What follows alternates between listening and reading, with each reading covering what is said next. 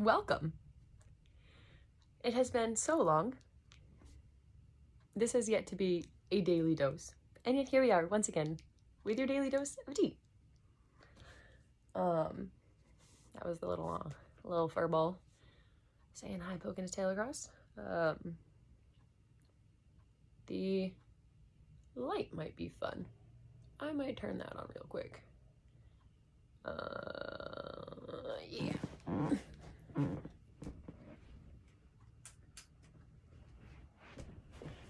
Alright, this should be fine now. So, welcome, comrades and folks. Can't drink that on screen. And my nose is itchy. I just went for a jog run. We did physical exercise outside, did some push-ups to pretend like we're strong, and it's gonna be great. So we're gonna do some readings. I am limited on my books. There's a lot of chaos in my life right now. But I want to be committed to my future goals, even if it's chaos. So we are going to be here and present and reading as we do. So we are going to do we've got 3 books. We'll do some light reading. Probably be here like 45 minutes. I'm still winded because did the whole run, jog, push-up thing. Physical activity.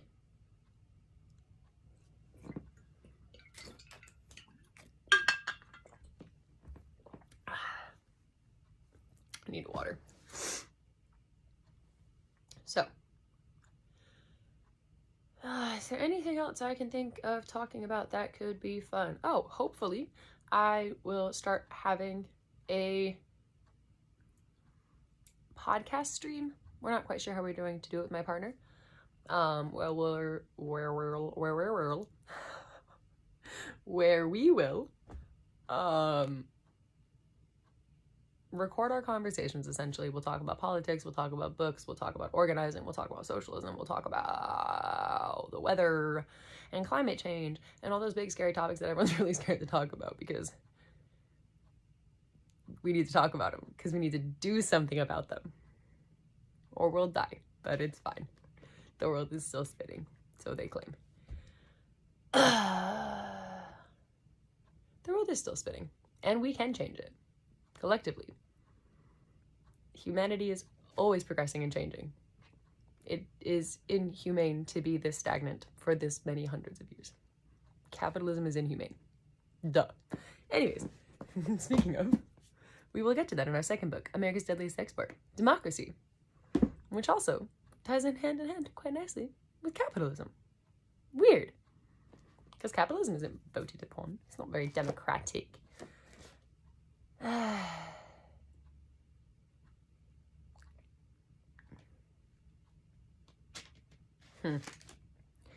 love finding old notes in books that I've put that are no longer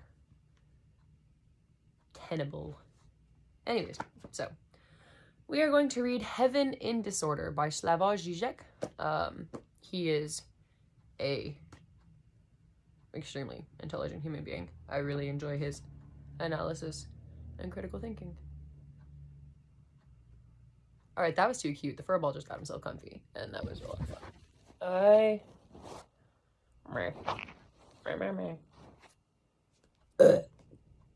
That was the weakest burp ever. This looks better. Okay. So Slavoj wrote this book, and it's a communist book. Which communism means community. It's not the big scary word that everyone thinks it is. It means community.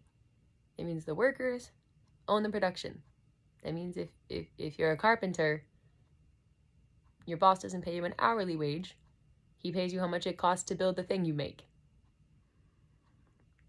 Because your hourly wage is not the same, or nearly enough, as the thing you made. What do I know? See, there's the sun going down. I might need to turn the overhead light on so I don't look like a zombie. And now that we've had our 5-minute introduction, and I have told you that we're reading Heaven in Disorder by Slavoj Zizek 3 times now, the other quote on the front is by Mao Zedong, and it says, "There is great disorder under heaven. The situation is excellent." Meaning that there is massive chaos right now under capitalism. The situation is excellent. It is crumbling around our feet, around our heads, around our fingers, our shoulders, our friends, our foes. It's just crumbling. It is cannibalistic and eating itself, which means it's eating us, because capitalism is the movement of us. Kind of. Let me not misgender capitalism and have their Redditors come after me. I had their editors come after me because I misgendered their gun. I don't know gun names. Whatever. So I can't decide if I want to turn the light on. Not yet. I'm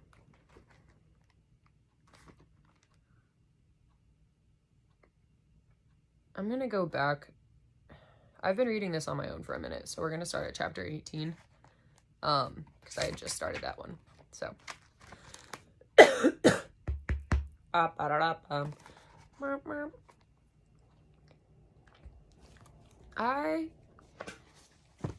have so much phlegm in my throat. I'm sorry this is taking so long, guys.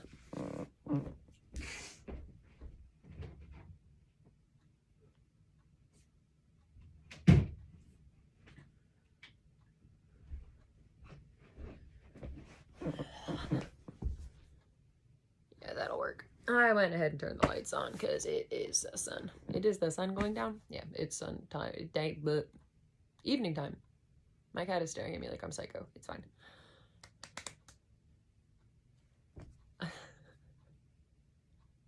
I clearly do really great in chaos.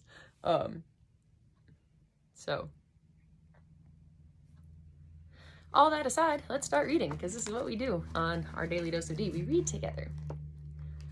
Because I don't just make up these ideas in my head all by myself. I read books and I communicate with others. Because books are others. Someone else wrote them, not me. All right, here we go. Slavoj, sing to us. The Courage of COVID Hopelessness. Europe is now paying the... Oh, this book was published, I want to say in 2021? Yeah, in 2021. So this is like a year after the pandemic hit. And if this doesn't age... If this ages well and is still around in 10 years, the pandemic that I'm talking about is the COVID-19 pandemic that started in 2020. I am terrible at introductions. They take so long. Thanks for being patient, y'all. All right. Europe is now paying the price for its summer complacency. First, we thought that the heat of the 2020 summer would kill off the coronavirus pandemic. Then, when the virus did not disappear over summer, we accepted that the heat hadn't worked as expected. Nevertheless, life opened up somewhat, and there was a sense of relief that the worst was over.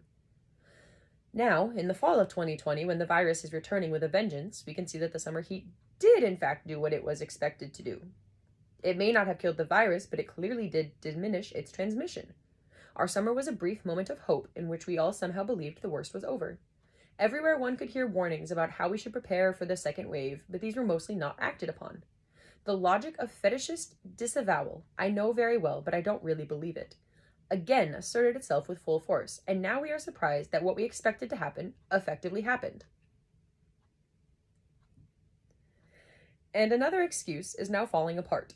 The claim that although infections are sharply rising, death rates remain low, indicating that we are dealing with a much milder mutation of the virus. COVID-19 deaths are clearly on the rise in Europe. In many European countries, there are strongly that are... I should not read after I run. I need to do more patience in between. Taking myself a break in between. But we're going to do this. In many European countries that are strongly affected by the pandemic, the state administration is gradually losing control over infections. When, on October 25th, 2020, a Trump aide declared, "We're not going to control the pandemic," it caused a scandal.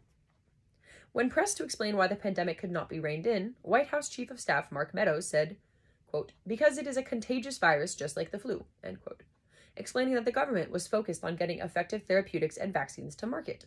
This argument is just one in a series of three which cannot but remind us of the famous argument about the broken kettle evoked by Freud. 1. I returned the kettle unbroken to you. 2. The kettle was already broken when you gave it to me. 3. I never even borrowed a kettle from you.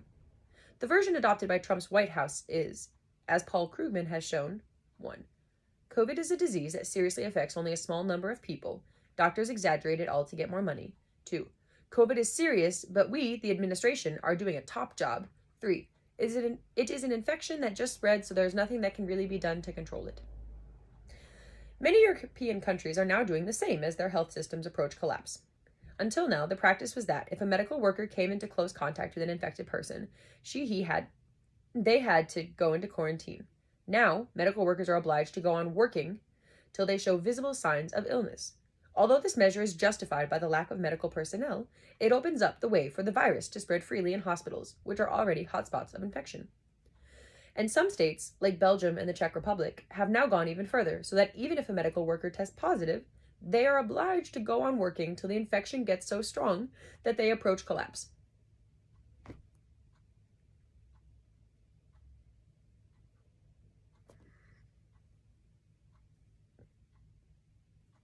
What is this worker mentality? Who said the purpose of life was work? The fuck?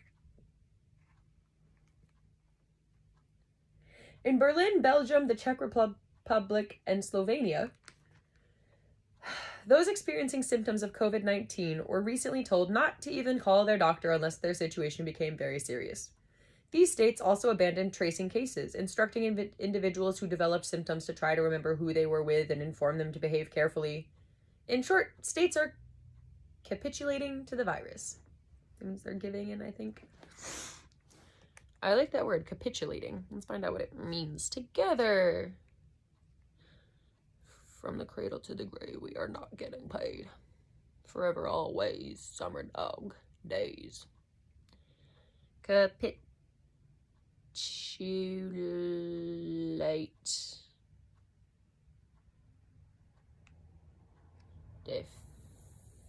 Definition, por favor.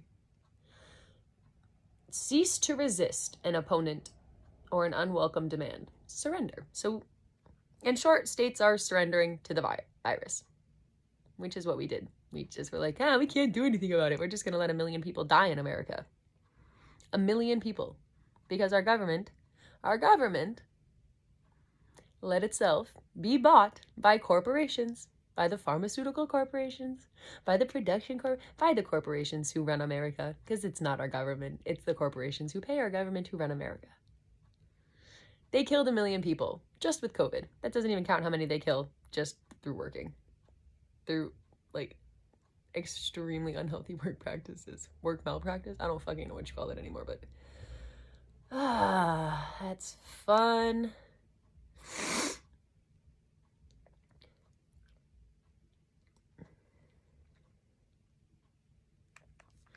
All right. Onward, right?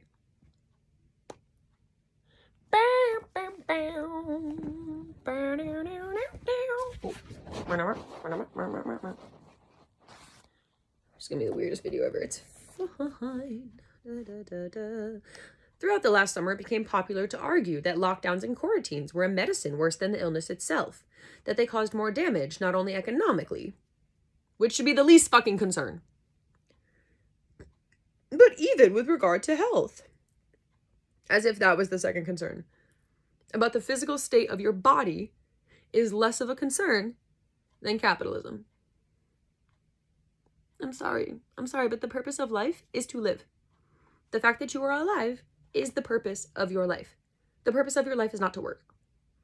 The purpose of your life is determined by you, not by a job or an economic system.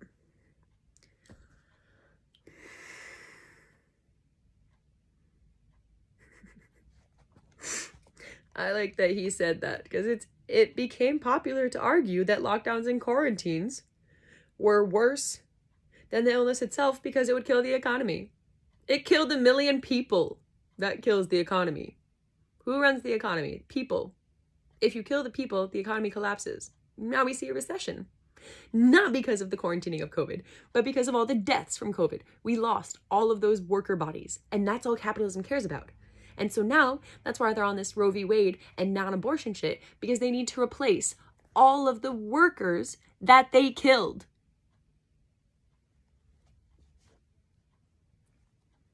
It's production. They produce humans. They produce workers. But they don't produce humans. They produce workers. They make humans and call them workers and tell them they're not allowed to be human.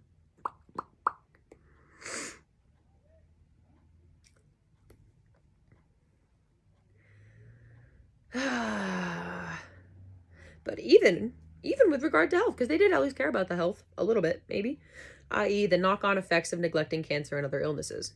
Oh, they didn't actually care about mental health and alienation. They just cared about the fact that people couldn't treat cancer, which is also a very big health risk. If you can't go to the hospital to get your chemotherapy or your blood transfusion because you have kidney disease or something, like that's kind of a problem if your hospital is not a safe place for you. Well, like this, it's not like the lighting. I don't want to look like a zombie camera. Can you please fix your lighting for me? Thank you. Okay, we're gonna read this now. It is taking me so many minutes to get so few pages. The basic axiom was to avoid lockdown at any price. We were repeatedly told that the economy, could not afford another halting of social and economic life. By social life, they just mean spending money. They mean consumer life. They don't actually mean social, because they don't want you to have social activities. They want you to have consumer activities. And that's why the only place that adults can go to socialize on a weekly basis is bars.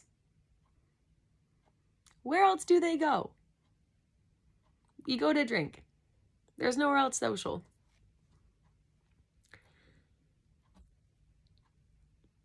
You go out to drink and eat. Those are consumer activities, not social activities. They think if they don't say the thing, they're being tricky. And it's like, no, you're still an asshole just because you say the thing by not saying the thing. I hate... Obviously, Slavoj is not saying this. Slavoj is making fun of this. In that sense, he's saying the irony of, like, the parts of health that they're concerned about. I'm agreeing. He's cool. The popular arguments of mainstream media are what I'm critiquing. And people's lack of critical thought. We were repeatedly told that the economy could not afford another halting of social and economic life. But this led to a third wave, to half-baked measures that partially saved the economy but only postponed the resurgence of the virus. Caught between two, or even three sides, medical experts, business interests, and the pressure of populist COVID deniers, governments adopted a politics of compromises, proposing often inconsistent and ridiculously complex half measures, for which we are now paying the price in the form of not only a new explosion of COVID-19 infections, but also the clear prospect of catastrophic economic hardships. And I want to pause there again, because now it's 2022 in September, and this is all true. We postponed it. We had bigger waves of COVID this past winter than we did the previous ones. We are in one of the worst economic crises than we've been in since even worse, I think, than the Great Depression right now is what they're saying. The housing disparity, the housing costs, is worse than the Great Depression. The segregation in public schools is worse than the 1950s.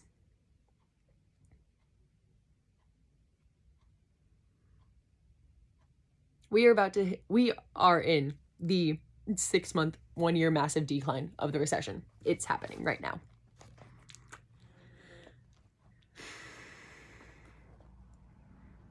Because capitalism and economics is not exclusively the making of money. It is not. It is the exchange of capital. Economics is the exchange of capital. Capital is the symbolic representation of labor. It is not its own thing. It is a symbol of labor.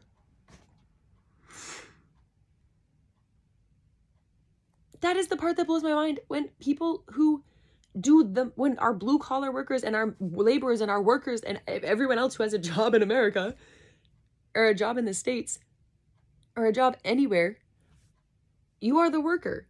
You are the creator of capital because you produce the labor. You do the labor. You create the thing. You are the creator of the capital. Not your boss, not your CEO, not some corporate owner who doesn't do any of it. You are. The worker is the creator of the capital. Because the capital is the symbol for the labor. So why does the CEO have all the capital when they've done none of the labor? Feels weird.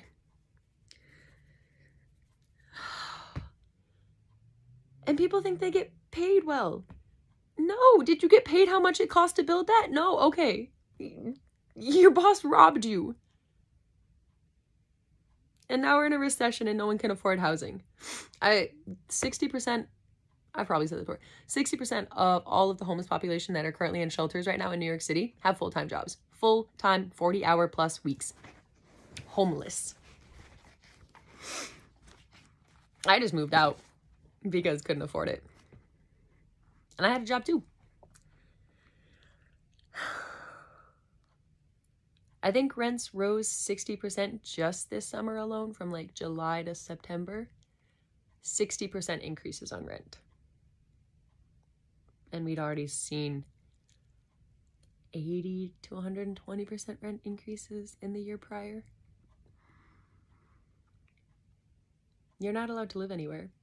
You're also not allowed to live with anyone. You can only live by yourself, and you have to make over, depending on where you are, you have to make like 40 to 85 times the yearly rent, or the monthly rent in a year.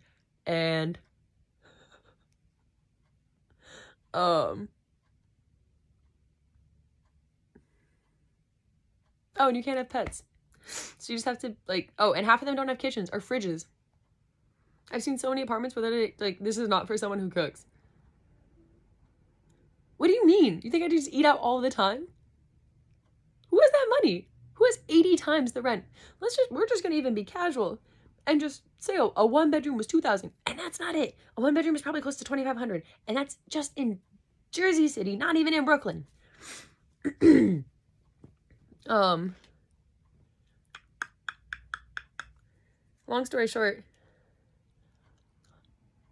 that means you'd have to make $160,000 a year. You'd have to gross actually, they usually make you net. You'd have to net $160,000 a year. Gross. Probably gross. $160,000 a year to be able to rent. Rent. Not even buy. Not own. Nope. Rent. I have nothing wrong with personal ownership. Private ownership? Fucking weird, bro. Reality broke through, and now European governments are openly considering lockdowns if the trend is not reversed. The problem is that within the socioeconomic coordinates of today's global capitalism, they cannot afford another lockdown. It would bring unheard of economic depression and chaos, social unrest, and mental health crises, which we have. One lockdown is all that the global system can take. Here we are now. The long hot summer of compromises with the global capitalist order is over. And we are brutally confronted with the limit of state attempts to contain the pandemic without disturbing this order. The situation is hopeless. It is clear that there is no hope of finding a solution within the existing order. One has to gather the courage to openly accept this hopelessness and to then propose, in its place, a radical socioeconomic change, a direct politicization,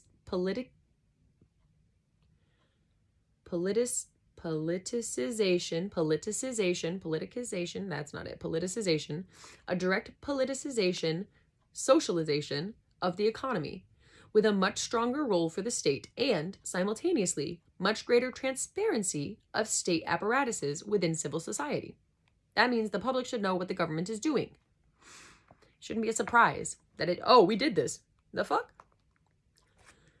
To provide a general sense of the change that is required, let me mention the 4 components of the idea of revolutionary justice as elaborated by Alain Badois.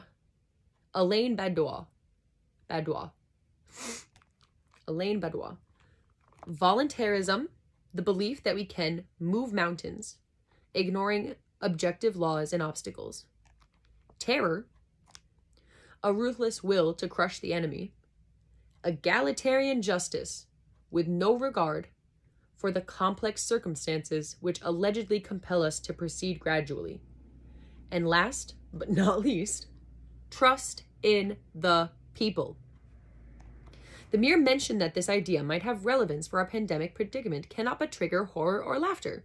And above all, claims that we live in a complex postmodern society in which such procedures are not only ethically unacceptable but have been proven inefficient. However, the point I wish to make is not only that the ongoing pandemic requires us to invent a new version of these four features, and a much stronger one, but also that we are already doing it. When crisis hit Cuba after the fall of the Soviet Union, the authorities called this new period, characterized by military discipline but without war, the special period in time of peace. We all laughed at this name, but do we not now occupy just such a special period in time of peace? Let's go step by step. Voluntarism. Like volunteer. Like voluntary. Free will type shit. Like you get to, you offer to do something. You step up to do it. You take responsibility without being told. Even in countries where conservative forces are in power, more and more decisions are taken that clearly violate objective laws of the market. Such as states directly intervene in industry and agriculture, distributing billions to prevent hunger or implement healthcare measures. At least a partial socialization of the economy will become even more urgent with the ongoing rise in infections. As in a war, healthcare will also have to be expanded and reorganized without regard for the laws of the market. Terror. Liberals are correct in their fears. Although it is not the old totalitarian police terror, serious limitations of our freedoms are now a fact of life. Not only are states forced to enact new modes of social control and regulation, but in some places, people are being solicited to report to the authorities any family members or neighbors who may be infectious or who break lockdown measures. With the pandemic, whistleblowers are fully established as the new heroic figure. There are, of course, those who resist the idea that ordinary people should take a role in informing authorities about violations of pandemic rules, seeing this as similar to denouncing one's friends to the police. But we should oppose such false equations. They sound kind of the same to me, so I'm not sure why they... This is the thing. Both conservatives and liberals like to say things without saying things. And so they'll be like, oh, I didn't say to your face that I think gay people are terrible and should die. I just didn't say anything. And I said, oh, I don't hate anyone, but I don't want them in here. I'm sorry, you still said the mean thing. There's no polite language that lets you say the mean thing. It's still fucking mean.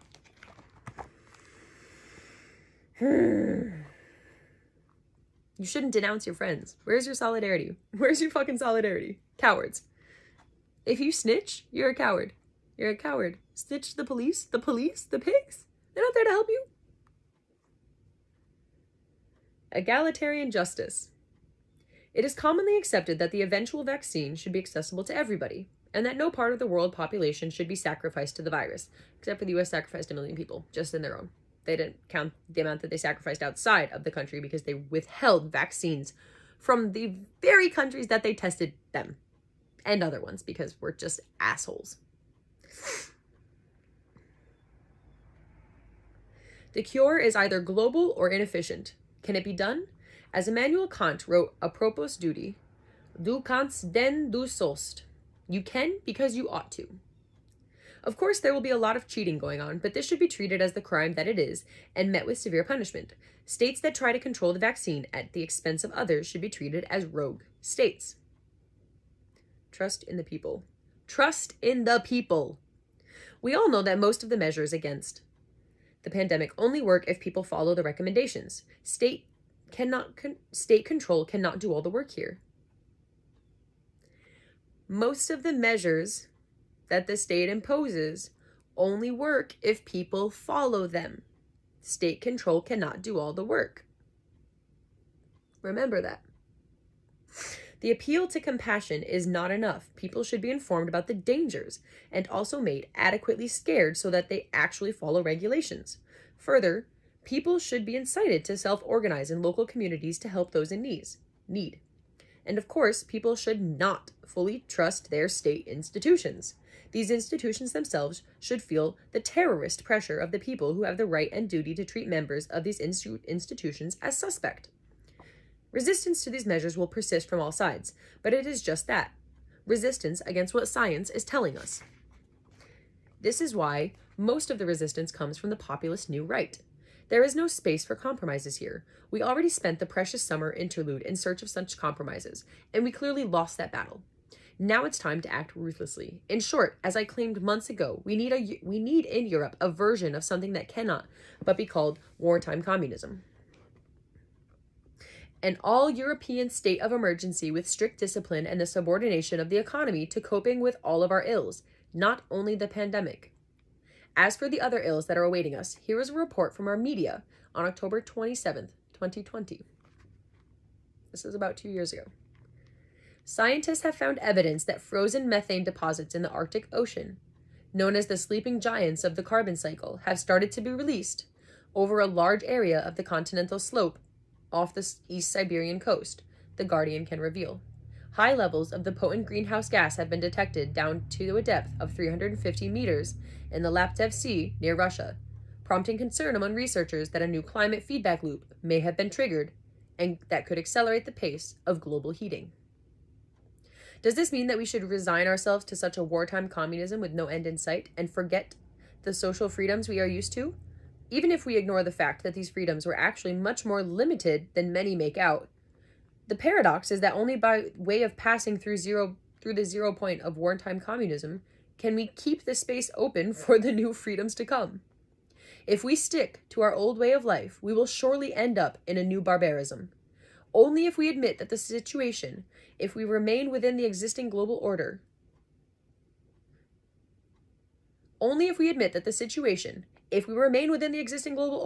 is hopeless, can we find a way out. So only if we admit that the situation is hopeless, that if we remain within this existing global order, it is hopeless, can we find a way out. Because the way that we're doing it is hopeless. Where is my bookmark? Oh no, there it is. So,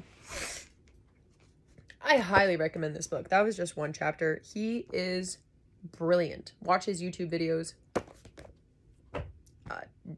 Genius. All right. So for those of you who aren't scared off by the communism, we're going to read about America's deadliest export, democracy, the truth about us, about U.S. foreign policy, and everything else, by William Blum. Oliver Stone said it was a fireball of terse information. Noam Chomsky said, as in the past, in this remarkable collection, Bill Blum concentrates on matters of great current significance and does not pull his punches. They land, backed with evidence and acute analysis. It is a perspective on the world that Westerners should ponder and take as a guideline for action.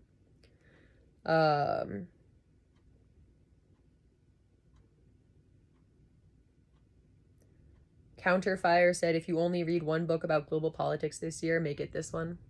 So, pretty great book. Again, I'm going to just go ahead and start from where I was.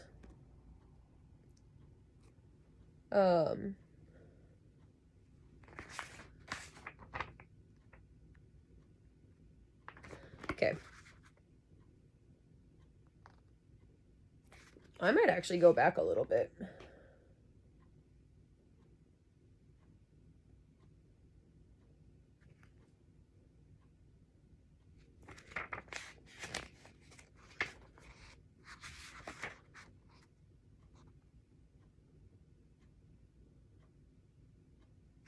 All right, yeah, no, we're going to start here.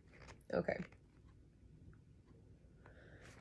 so we're going to start saying with, why can't the U.S. government talk about why they hate us? Following an act of terrorism, we rarely receive from our officials and media even a slightly serious discussion of the terrorist's motivation. Was there any kind of deep-seated grievance or resentment with anything or anyone American being expressed? Any perceived wrong they wished to make right? Anything they sought to obtain revenge for? And why is the United States the most common target for terrorists? And why is the United States the most common target of terrorists? But such questions are virtually forbidden in the mainstream world. At a White House press briefing in January 2010, Assistant to the President for Counterterrorism and Homeland Security, John Brennan, was asked a question by veteran reporter Helen Thomas concerning an attempt by the underwear bomber, Umar Farouk Abdul Muttalib to blow up a U.S. airliner on Christmas Day 2009? Thomas. What is really lacking always for us is you don't give the motivation of why they want to do us harm. What is the motivation? We never hear what you find out or why. Brennan. Al-Qaeda is not an organization that is dedicated to murder and wanton slaughter of innocents. They attract individuals like Mr. Abdul Muttalib and use them for these types of attacks. He was motivated by a sense of religious sort of drive. Unfortunately, Al-Qaeda has perverted Islam and has corrupted the concept of Islam so that they're able to attract these individuals. But Al-Qaeda has the agenda of destruction and death. Thomas. And you're saying it's because of religion. Brennan. I'm saying it's because of an Al-Qaeda organization that uses the banner of religion in a very perverse and corrupt way. Thomas. Why? Brennan. I think this is a long issue, but Al-Qaeda is just determined to carry out attacks here against the homeland. Thomas. But you haven't explained why. You've got to be carefully taught, is the next topic. It needs to be repeated. The leading myth of U.S. foreign policy, the one which entraps more Americans than any other, is the belief that the United States, in its foreign policy, means well. American leaders may make mistakes, they may blunder, they may lie, they may even on the odd occasion cause more harm than good, but they do mean well. Their intentions are honorable, if not divinely inspired. Of that, most Americans are certain. And as long as a person clings to that belief, it's rather unlikely that they will become seriously doubtful and critical of the official stories. It takes a lot of repetition while an American is growing up to inculcate.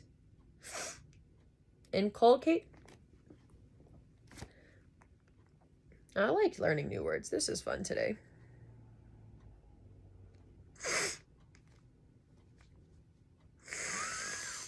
I sound a little bad. Inculcate means instill. To instill an attitude, an idea, or a habit by persistent instruction. Brainwashing. To instill an idea by permanent repetition, by persistent repetition. No, that's the shit that they talk about abuse. It's like if you tell a kid they're stupid every single day of their life, they're gonna have no self-esteem. If you tell a kid that America has good intentions for every day of their life, they're gonna think that. It doesn't matter if it's true or not.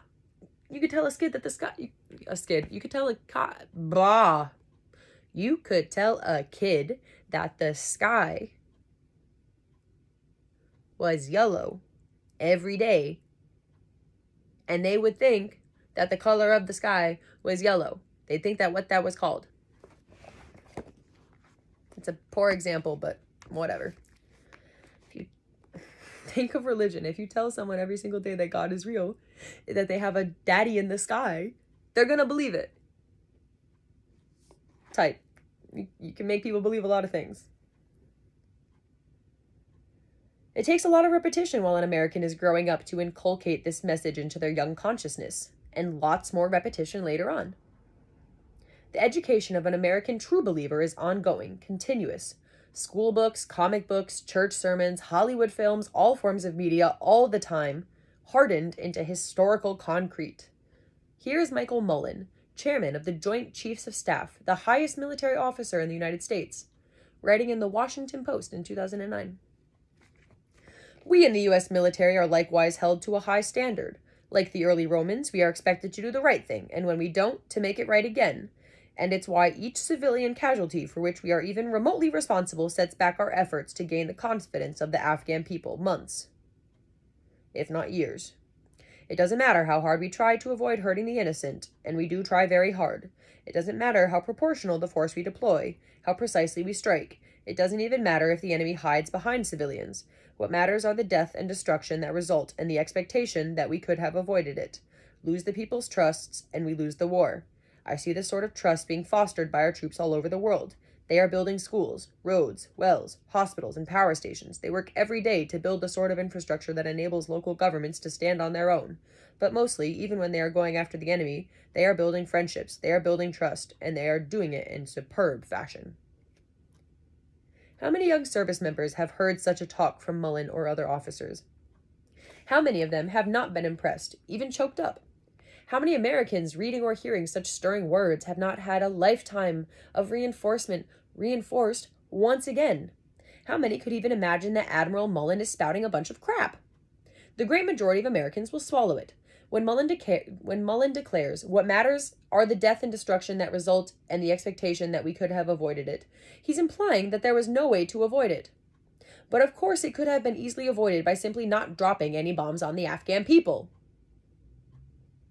You tell the true believers that the truth is virtually the exact opposite of what Mullen has said, and they look at you as if you just got off the number 36 bus from Mars.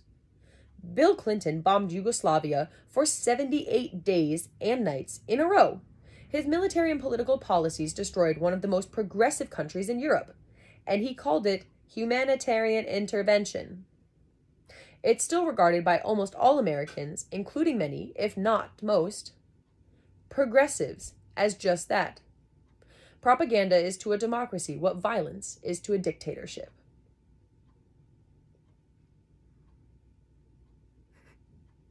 Bill Clinton said that he was doing humanitarian intervention by bombing a country for 78 days and nights nonstop.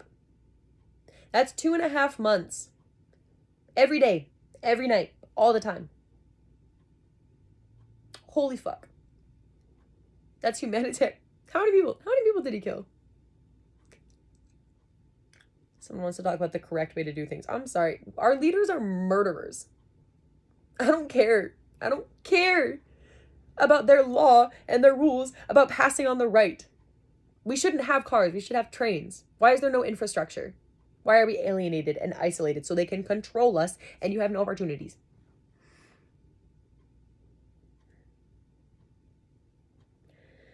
God bless America and its bombs. When they bombed Korea, Vietnam, Laos, Cambodia, El Salvador, and Nicaragua, I said nothing because I wasn't a communist. When they bombed China, Guatemala, Indonesia, Cuba, and the Congo, I said nothing because I didn't know about it. When they bombed Lebanon and Grenada, I said nothing because I didn't understand it.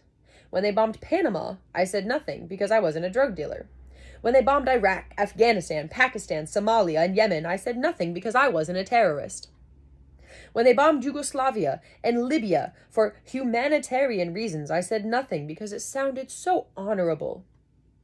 Then they bombed my house, and there was no one left to speak out for me. But it didn't really matter. I was dead. It has become a commonplace to accuse the United States of choosing as its bombing targets only people of color, those of the Third World or Muslims.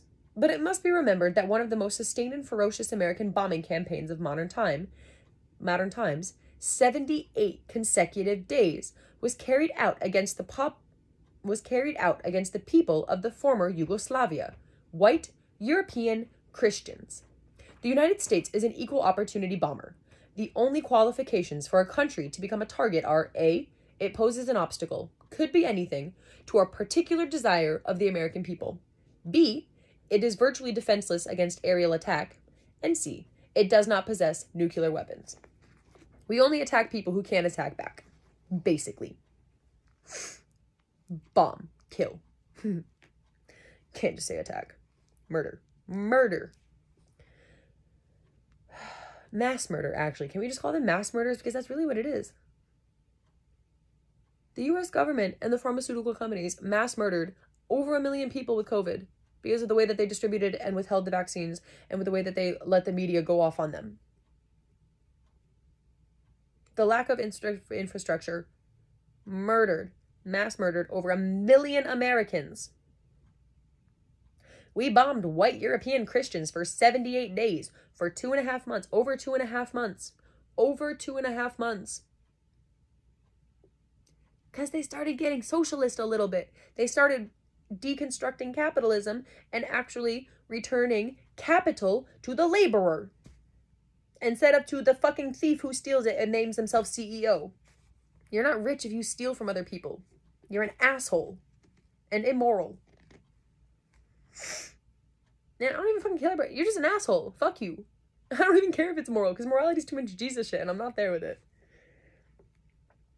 What are we at? 45. Yeah, we're going to read one more section. A Mecca of hypocrisy, a Vatican of double standards. On February 21st, 2008, following a demonstration against the United States' role in Kosovo's declaration of independence, rioters in the Serbian capital of Belgrade broke into the U.S. Embassy and set fire to an office. The attack was called intolerable by Secretary of State Condoleezza Rice and the American ambassador to the United States, Zalmay Khalilzad, said he would ask the UN Security Council to issue a unanimous statement expressing the Council's outrage, condemning the attack, and also reminding the Serbian government of its responsibility to protect diplomatic facilities. This is, of course, standard language for such situations. But what the media and American officials didn't remind us is that in May 1999, during the U.S. NATO bombing of Serbia, then part of Yugoslavia, the Chinese embassy in Belgrade was hit by a U.S. missile, causing considerable damage and killing 3 embassy employees. The official Washington story on this, then and still now, is that it was a mistake. But this is almost certainly a lie. According to a joint investigation by the Observer of London and Politiken newspaper in Denmark, the embassy was bombed because it was being used to transmit electronic communications for the Yugoslav army after the army's regular system was made inoperable by the bombing. The Observer was told by senior military and intelligence sources in Europe that the US that the embassy bombing was deliberate, which was confirmed in detail by 3 other NATO officers, a flight controller operating in Naples, an intelligence officer monitoring Yugoslav radio traffic from Macedonia, and a senior NATO headquarters officer in Brussels. Moreover, the New York Times reported at the time that the bombing had destroyed the embassy's intelligence-gathering nerve center, and 2 of the 3 Chinese killed were intelligence officers. The highly sensitive nature of the parts of the embassy that were bombed suggests why the Chinese insist the bombing was no accident. That's exactly why they don't buy our explanation, said a Pentagon official. There were several other good reasons not to buy the story as well. In April 1986, after the French government refused the use of its airspace to U.S. warplanes headed for a bombing raid on Libya, thank God, but we still did it anyways, the planes were forced to take another, longer route. When they reached Libya, they bombed so close to the French embassy that the building was damaged and all communication links knocked out. In April 2003, the U.S. ambassador to Russia was summoned to the Russian Foreign Ministry. Well, that's thunder.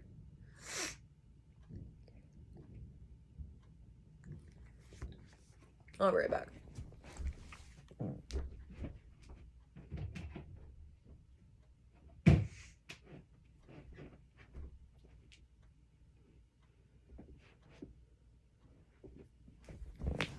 Banana bag sag in the mosh pit. Belle Pristine got a new Christine on your block. And I'm down like shimmy, shimmy, yeah, yeah, yeah.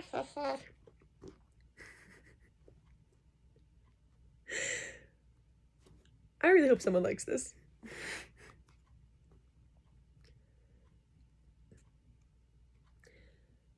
The U.S. ambassador to Russia was summoned to the Russian Foreign Ministry due to the fact that the residential quarter of Baghdad, where the Russian embassy was located, was bombed several times by the United States during its invasion of Iraq. There had been reports that Saddam Hussein was siding in the embassy. So, we can perhaps chalk up the State Department's affirmations about the inviolability of embassies as yet another example of U.S. foreign policy hypocrisy. But I think that there is some satisfaction in that American foreign policy officials, as morally damaged as they must be, are not all so unconscious that they don't know they're swimming in a sea of hypocrisy. The Los Angeles Times reported in 2004 that the State Department plans to delay the release of a human rights report that was due out today, partly because of sensitivities over the prison abuse scandal in Iraq, U.S. officials said. One official said the release of the report, which describes actions taken by the U.S. government to encourage respect for human rights by other nations, could, quote, make us look hypocritical. And in 2007, the Washington Post informed us that Chester Crocker, former Assistant Secretary of State and current member of the State Department's Advisory Committee on Democracy Promotion. Bro, we have an advisory committee of democracy Yo, capitalism is so fake. It creates no society. Holy fuck. That's a fake-ass job. Also, why would you want to promote democracy? This... noted that we have to be able to cope with the argument that the U.S. is inconsistent and hypocritical in its promotion of democracy around the world. That may be true. So, we think that it's not okay for it to be treated inhumanely for others, but we can absolutely fuck up and murder and kill and rape and everyone else. But they can't do it to us. I'm gonna claim non-supremacy shit. Okay, well, that's enough political shit. Let's have some fun now. Y'all don't actually know this book, but I was reading it for a minute. It's called Ella Minnow P. So like L-M-N-O-P, L-M-N-O-P, Ella Minnow P. By Mark Dunn. It's a novel in letters, so it's a letters back and forth. And it's about this island where the guy who wrote The Quick Brown Fox Jumps Over the Lazy Dog, the letters start to fall off, and so the council members of the island think that it's a sign from God, or Nord, or whatever, whoever wrote this sentence, and that they can't use those letters, speaking, writing, anything. So, we're about halfway through the book, so they've lost a couple letters. So all of the letters that they write have to not have, like, the letter D or the letter F in them. I think the first one was, like, Q, and then there was Z, and that was a problem, because, like, the B's make that sound. So, Nollop. And Nollop is the dude's name who wrote, The Quick Brown Fox Jumps Over the Lazy Dog. Mother. I am very happy for you. Meeting Mr. Cummels is a positive thing. I am sure of it. I worry that there is no one looking out for you now that I am here in town. I'll worry less, knowing that the two of you may become close. Nate has met with Council Member Little. There is much to relate. Nate began the meeting with a formal presentation. Little gave it his close attention. In the presentation, Nate built his, in my opinion, extremely substantial, case for the reason we, along with a number of prominent American chemists, believe the tiles to be falling. When it was over, Little sat back in his chair, let his eyes close in momentary rumination, then gave his response. It may be true. It may all very well be true. Then, silence. A long silence, which I knew from Nate's expression left him slightly uneasy. Eventually, Little spoke again. I may be alone within the council in leaving open the possibility that this theory, this careful interpretation of events as you present it to me, may very well ring true. Nevertheless, young man, it is still important for me to see more compelling proof. Nate was obviously upset by this response, but kept his temper. But you have the lab reports, sir. They're right in front of you. What more is necessary? You've given me the scientific reason for why the tiles are falling, Mr. Warren. But might not Nollop be working through science? Through the science? Have you ever thought of this? The science, in point of fact, is actually serving his specific purposes. Therefore, that of which I must have positive proof, the single fact that I must know for certain is that the great Nollop isn't working at all. But what proof? I can't raise the man from the grave and ask him point blank. Still, Little thought. Then a smile from my Nate. I knew from the look on his face what was to come next. You venerate Nollop for one reason, Mr. Little. One reason only. A tip of the noggin from Little. The sentence. That awe-striking sentence which graces our national cenotaph. Nate went on. But what if it turns out that Nollop wasn't the only man capable of cobbling such a sentence? But he was. But what if there have been others? There have been no others, Mr. Warren. We are fairly certain of this. Fairly, but not absolutely. Please, Mr. Little, hear me out. What if it were possible for someone other than Nollop to come up with such a sentence and say, what might be inappropriate? Little wasn't one to let others finish their sentences. If I were to give you until the last setting sun, Mr. Warren, it cannot, simply will not happen. Why, it's pure, utter futility. But your point isn't a complex one, Mr. Warren. What you are saying is that if there that if there exists such a person with such a gift, why, we might have to place that special person right up there with Nollop, on the very same plane. Is that not the thrust of your argument? If they are successful, well, naturally, is this a challenge, Mr. Warren? Might you welcome such a challenge, Mr. Little? I may not welcome it. I might, however, in proper fairness, entertain it. Then I'll make it official. It's a challenge. Will you take it to the council? A sentence of 35 letters or less. Then a crinkle. No, an elaborate furrow to Little's hoary brow. He was thinking. Intense, all-important, history-making thoughts. No. It must be conclusive. 35 letters isn't conclusive. I suggest 33. No, 32 letters. 32 letters, that's correct. But that leaves a mere 6 for replication. 6! That's my offer. Take it or leave it. How long will you give us, Mr. Little? Remembering, of course, that Nollop spent all of his youth creating his sentence. Well, I certainly won't allow more than a few weeks, especially with all the help you will be receiving. You'll have until November 16th, Nollop's birth anniversary. Remember, as well, that this offer must still win approval by the council. Nate thought this fair. The two men shook on it. At the Subterra meeting tonight, the challenge will be put to all present.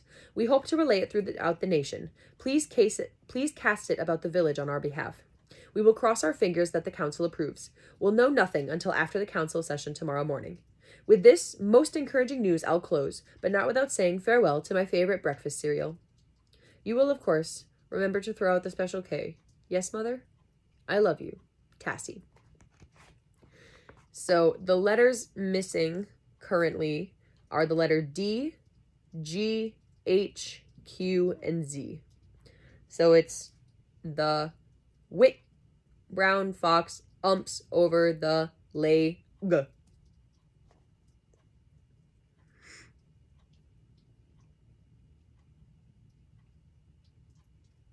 I don't know why it took the O out in dog. So there's no Z, no Q, no J, no K, and no D.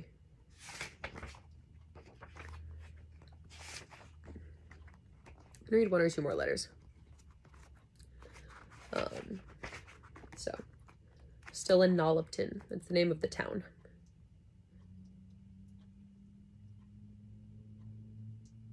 They had to change the days of the week, so because certain letters were missing. And so Friday is Fribs. So the letter I just read was written from Nollopton, the city, on Fribs, September 29th.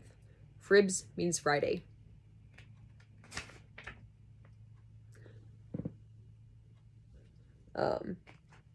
And this next one is still written from Nollopton, the city, and it's Sato Gato, September 30th, which means Saturday. Mother, so much to tell, so little time to tell it. Those who were present at last night's meeting have chosen to embrace the challenge with absolute relish. The prospect of actually being able to control the outcome of this ghastly assault on our collective spirit, let alone our very humanity, by turning this offensive upon its cephalus, has sent some among our Subterra movement to heights of unencompassable ecstasy. Unencompassable. They have to get so creative with the words because they have no letters. The best news of all, the council is in full agreement with the challenge. It was official as of this morning. So secure they seem to be in this asinine, unassailable position of theirs. We approach the ramparts ourselves commensurably secure. High noon awaits. At first, Nate thought that he might get news to a computer programmer with whom he is familiar, a former college roommate in Orangeburg, South Carolina, who he is certain can crunch the letters to, in effect, assemble the necessary sentence within a matter of hours. But if the council were to learn that the sentence was put together by means of artificial intelligence, it might wholly thwart our primary purpose, this being to show that some other human, not Nollop, most certainly not an electronic computing apparatus, was able to come up with the obligatory sentence containing all 26 letters of the alphabet using only 32 letters in its execution. So he chose to expel that thought without pause. What it will come to will be this. One of us will create it, a sentence to surpass that of holy Nollop. One of us shall, I am certain, achieve this goal of burying the myth of Nollop forever. For the next 46 son to sons, this will be our raison. Mine, yours, even our gentleman companion Rory, who perhaps is still unaware of the other legislation to come out of this morning session. All property left in state of non-occupation through emigrantal vacantment will be given over to confiscatory oversight by the council, then borne to official annexation into Nalopian tax-exempt ecclesiastical boroughs, thus falling within clear parameters of council owner management. Even as things exist now, Councilman Harton Mangrove is in the process of moving with his family onto the estate of Georgie Boonswing, whose fish cannery, after closure, was left in similar circumstance of non-occupation, but not without proper ownership, courtesy of egregious title alteration. Other council members seem to be contemplating similar confiscatory moves. I must close now to return to my labors with the group. Nate, Ella, Aunt Gwinnett, Uncle Amos, each of us in pursuit of the magical temporarily elusive sentence that shall result in our emancipation, to be sure, our very salvation, albeit a more corporal form of salvation. Our souls, though, are another matter altogether. To apportion worshipful allegiance to both our heavenly omnigreatness as well as to gnaw up the mortal marvel has become so very tiresome. One supreme being is enough for me. I don't want any. That was me, not them. I don't want any supreme beings. Fuck that shit. We are equal. We are humans. I believe in humanity. The history of humanity. I much prefer the former to the latter. Love, your Tassie. I'm going to read one more. Upon the Minnow P porch. Nollopton. Monty, October 2nd. That means Monday. My Tassie, I am watching you through the pane. You sit at the table scribbling, then erasing, biting, chewing the unfortunate pencil's extremity as you contemplate. I share your chore. I might be your portico twin, in perch upon this fresco chase, performing same, were it not for glimpsing you through the glass. Such a beguiling sight, your long auburn tresses falling as cataract in shimmering filamentous pool upon the tabletop, gathering in swirl upon your notepaper, obscuring, framing, your toil. I must return to my own mental labors, but you have given me pleasant momentary respite. My beautiful Tassie, I so love you. Nate. Nollopville. Monty, October 2nd. Monday, October 2nd. Mitty, my gentle nurse, I appreciate so much the thermos of pullet soup you sent over. You will be happy to hear that I am feeling much better this morning. When I am stronger, I am most eager to see you in some other capacity than nurse. Not that you haven't been an excellent caregiver. I trust that you are still well, that you haven't caught this nasty flu circulating through the village. These are not opportune times for any of us to be ill. There is much that we must accomplish. I myself, in spite of the flu, have spent the better part of 2 nights coming up with a sentence containing all 26 letters of the alphabet of a length of less than 50 letters. 49 to be exact. I was hoping to surprise you with one of the far more impressive brevity, but shall be happy with my initial effort. Still, though, it will not fit the ultimate bill. Therefore, in concert with so many other villagers whose lamps burn late into the night, I will push on, whittling my count away. Accompanying this letter is a note brought to you by Eugenia, a little neighbor girl whom you may have seen playing on the lawn next to mine. She is all of 7, but the perfect age to write my sentences for me for purpose of conveying them to you, so that you may monitor my progress. I expect you will employ a youngster yourself in similar fashion, so that I may learn of your progress as well. What a convenient loophole for not always far-seeing counsel has given us by the exemption from these laws of little ones, such as sweet, cooperative Eugenia. The only problem exists in getting across to her through a series of elaborate gestures or comic pointings my intent. For there really is no other legal avenue but pantomime to communicate my full meaning to her. Then, through her, to you. Bright youngsters are a precious asset in Nollopville in these troublesome times. Sincerely, Rory. A quick move by the enemy will jeopardize 6 fine gunboats. That 1, 2, 3, 4, 5, 6, 7, 8, 9, 10, 11, 12, 13, 14, 15, 16, 17, 18, 19, 20, 21, 22, 23, 24, 25, 26, 27, 28, 29, 30, 31, 32, 33, 34, 35, 36, 37, 38, 39, 41, 42, 43, 44, 45, 46, 47, 48. So that one has 48. Nollopville. Toes, October 3rd, Tuesday. Rory, your sentence is so much better, also shorter, than mine. I am almost reluctant to show my efforts to you, but a promise is a promise. I am in collusion with a boy by the name of Wesley, son of the Noonans who own Noonan's Florist. Wesley is very popular. I must share his services with 4 of my neighbors. I am expecting a letter from Tassie. She will report how things are going in town. Rumor has it that someone, a professor with the university, I believe, has himself come in below 48. If this is true, it is very encouraging, is it not? Sincerely, your Mitty. Back in my quaint garden, jaunty zinnias vie with flaunting phlox.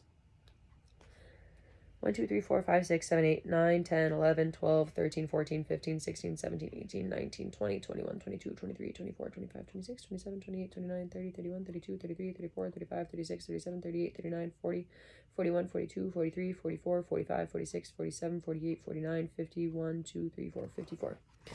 Nollupton, Weddy, October 4th, Wednesday. Mother, 2 letters fell last night. Mother, 2 letters fell last night. F, then another. O. The council plans to excise F as of 12 O timepiece on the Thurby Fribs cusp.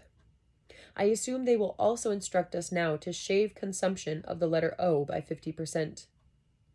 There is at present fantastic support for what we in town have come to call Enterprise 32. Still, the council laughs at us. They taunt the little ones who write our sentences, who transport them between our houses. They gather in reverent, worshipful circles beneath the cenotaph to sing praises to Nollop. It is a stomach-churning sight, even forgetting the abuses the council is currently inflicting upon the remaining inhabitants of this isle. The recent confiscation of property is a clear violation of the national constitution, yet Councilman Houston says we are now in an extra-constitutional crisis, which calls for extra-constitutional measures. The council is preparing for that moment in which language, as it once was, ceases to exist. As far as I can tell, such preparation involves chiefly the feathering of the counciliteers' own nests. We pray to our own omnipresence that the final moment never arrives. We're getting closer. Professor Mannheim has given us a sentence with 47 letters. It is a simple sentence which the chosen 6-year young courier put to scription in no time at all. Nate isn't sleeping. I am after him to complete his first article for Nalapiana, but he seems bent on assisting with Enterprise 32. It is an obsession. The fear is gone, though. This noble movement has given us all a special courage. I miss you. Be well. I hope to see you soon when all of this is over. Love, Tassie. John Prady, give me a black walnut box of quite small size. 4, 9, 13, 15, 16, 17, 18, 19, 20, 21, 22, 23, 24, 25, 26, 27, 28, 29, 30, 31, 32, 33, 34, 35, 36, 37, 38, 39, 40, 41, 42, 43, 44, 45, 46, 46. Nice. Alright. I think we've been doing pretty good. I lose my bookmarks all the time. Holy shit. Oh, this one I think I just had folded. Alright, well, there we go. We did some readings. I hope you enjoyed your daily dose of D. I hope I didn't rant too much, and also I hope I did rant a little bit because this is crazy. This is crazy. I can't talk to normies. I try to talk to normies. I am not a normie. I am a normie. I don't fucking know. It is what it is. I'm so grateful for y'all joining me. Hopefully this eventually becomes anything. Maybe. And that's all. Till next time. Thanks for hanging out for your daily dose of D. Bye.